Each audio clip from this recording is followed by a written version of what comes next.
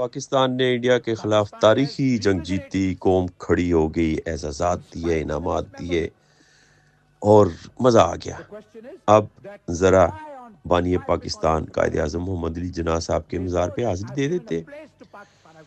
بانی atom bomb شہید ذوالفقار علی بھٹو صاحب جنہوں نے 20 جنوری 1972 کو ایٹم بم اناؤنس کیا، ان کے مزار پہ حاضری دے دیتے۔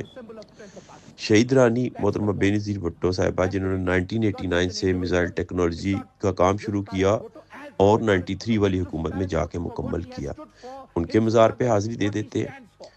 محسن پاکستان ڈاکٹر عبدالقدیر خان صاحب کے مزار پہ حاضری دے دیتے۔ تو یہ جب ہم اس فتح کو، تاریخی فتح کو جب تک ہم صحیح طرح مکمل نہیں کریں گے تو اگلی نسلوں کو یہ بات پتہ نہیں چلے گی۔ محترم نواز شریف صاحب کو بھی اس جلسے میں، اس ساری کاروائی میں آگے ہو کے چلنا چاہیے۔ مریم بی بی اگر شہیدوں کے مزار پہ جا کے جمہوری بات کر سکتی ہیں تو نواز شریف صاحب بھی جائیں گے انشاءاللہ، اور یہ حکومتی سطح پہ ہونا چاہیے۔ بلکہ پاکستان پیپلز پارٹی کو، چیئرمین بلاول بھٹو صاحب کو چاہیے کہ پیپلز پارٹی کا ایک بہت بڑا جلسہ کریں گڑھی خدا بخش میں اور اس چیز کی یاد تازہ کریں۔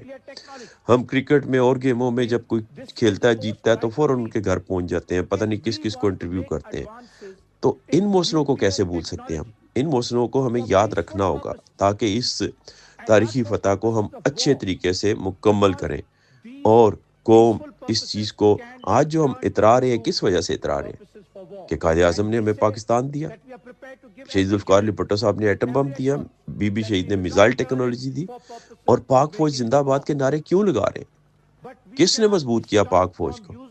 تو ان سیاستدانوں نے کیا، ان پہ ان کا شکر ادا کرنا چاہیے ہمیں، اور یہ اس وقت تک ہم تھوڑا سا پیچھے ہیں، اس بات کو مکمل کرنا ہوگا تاکہ ہماری آئندہ آنے والی نسلوں کو یہ تاریخ پڑھنے میں آسانی پیدا ہو، اور وہ بھی کہیں کہ ہم نے پاکستان زندہ باد کے اس وقت نعرے سنے تھے، دیکھے ہیں، اور پھر قائد اعظم زندہ باد، پاک فوج زندہ باد، شہید ذوالفقار علی بھٹو زندہ باد، شہید رانی محترمہ بے نظیر بھٹو زندہ باد، نواز شریف صاحب زندہ باد، پاکستانی قوم زندہ باد۔